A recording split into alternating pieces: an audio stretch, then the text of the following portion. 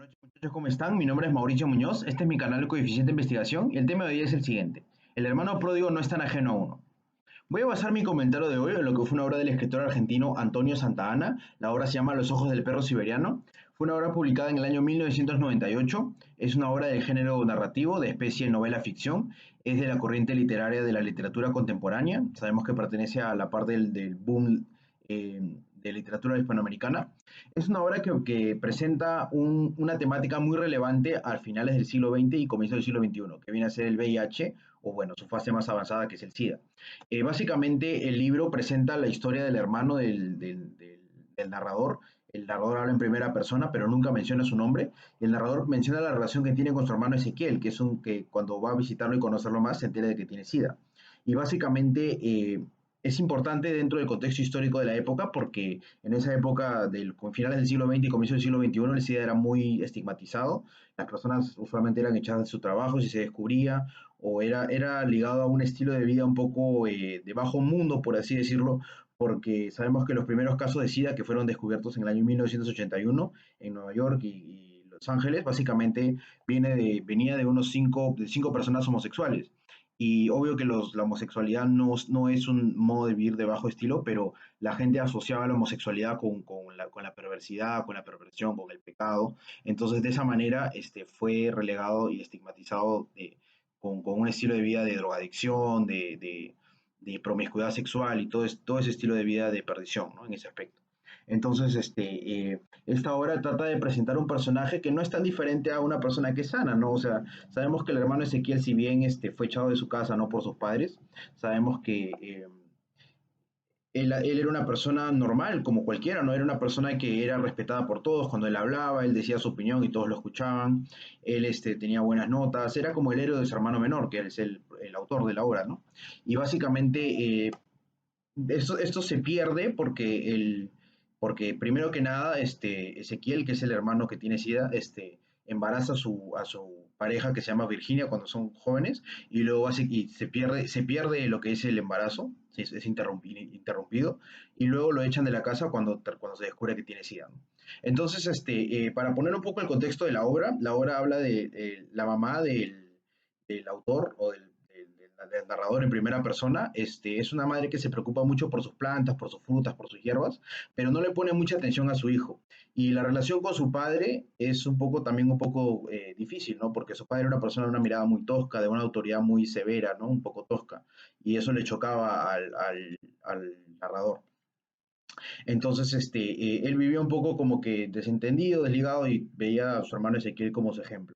Pero cuando a los 5 años termina dándose cuenta que su hermano desaparece, ¿no? Y luego la obra deja pasar un poco de tiempo, a los 10 11 años, el protagonista lo que quiere hacer es conocer a su hermano, entonces escapa de su casa para poder encontrarlo. Había encontrado la dirección de su casa en los archivos de su mamá, y lo que hace es básicamente lo encuentra y le pregunta por qué te fuiste, y él le dice, porque tengo SIDA, se lo dice directo.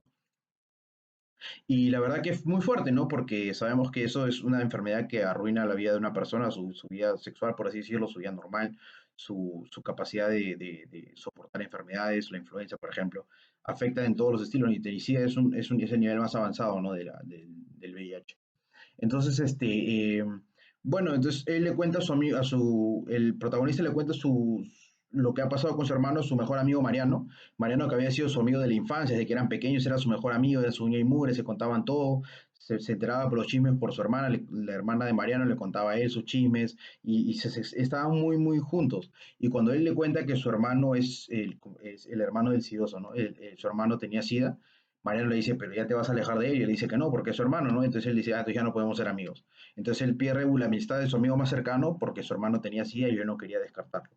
Entonces cuando él va al colegio, como que se da cuenta que se separan y todo el mundo dice, pero ¿por qué se han separado si eran mejores amigos? Y como que ambos mienten, no nos peleamos, pero la realidad es de que él no quería ser amigo del hermano del sidoso, como se dice, ¿no? Entonces, lo que termina siendo el protagonista se cambia de colegio, lo cual él dice que es la mejor decisión que ha tomado, porque entra en un nuevo ambiente y el nuevo colegio queda cerca a la casa de su hermano Ezequiel.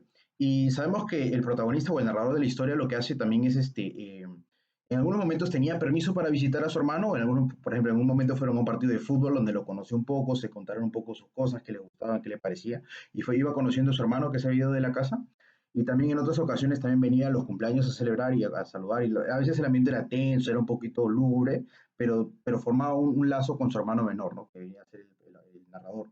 Y básicamente esta decisión de cambiarse de colegio le permite volver a entablar una relación más cercana con Ezequiel, ¿no? Porque lo veía un poco más o menos escondidas para poder conocer más a su hermano. Y se da cuenta que su hermano es una persona completamente parecida a él, ¿no? Es muy parecida a él, más de lo que incluso sus padres, él dice, le gustaría aceptar. Le enseña muchas cosas, ¿no? Él le dice, mi enfermedad no es algo que me quita las ganas de vivir, sino al contrario, me da más ganas de vivir. Me da más ganas de, como él diría, asomar mi cabeza y ver lo que hay afuera a pesar de que haya tormenta, ¿no? Y básicamente le enseña muchas cosas, ¿no? Dice, para oír hay que callar". Y también les dice cosas como, eh, la gente nunca entiende el que es diferente, ¿no? Entonces se entendía el estigma social que existía, que dentro del contexto histórico es muy relevante porque el SIDA era muy estigmatizado, como le repito, y su hermano el narrador de la historia, se va dando cuenta, oye, en verdad me estoy encariñando con mi hermano que tiene muchas cosas parecidas a mí, me está enseñando a leer, me conoce, sabe qué libros a mí me gustan, qué libros me impactan, por qué siento. Y cuando le enseña a su hermano Ezequiel al narrador, le dice que la SIDA le daba ganas de vivir, le dice, yo voy a aprender una sinfonía de cello de Bach, por ejemplo, ¿no? Es lo que dice, y él dice, o sea, antes de morir, ¿no? O sea, que quiere aprovechar, como que el conocimiento de que la muerte está cerca, de alguna manera le da ese impulso a querer aprovechar el tiempo, ¿no? Entonces, es una historia que es muy real, ¿no? A veces cuando su hermano le pregunta a Ezequiel, pero ¿por qué te contagiaste? ¿Qué? ¿Por qué quieres saber? O sea, yo seré drogadicto, seré homosexual, ¿qué voy a hacer? Como diciendo, porque como que ese es el estigma que él cargaba, ¿no? De que era un hombre de mal vivir y que era estigmatizado y rechazado por todos. Pero se ve la perspectiva del narrador que dice que agarra esta cercanía con su hermano porque lo conoce y porque ve su vulnerabilidad, lo conoce. Y también hay algo interesante que dice Ezequiel. Dice básicamente que su abuela lo veía con lástima, sus padres lo veían con desesperación, su madre, y su padre lo veía con vergüenza, y su hermano, el narrador, lo veía con un poco de curiosidad, pero su perro, que se llamaba Sasha, que era un perro siberiano, lo miraba con una inocencia pura, como que no lo juzgaba, ¿no? Y ese era un poco el estigma que él sentía de sentirse juzgado por todo el mundo, ¿no?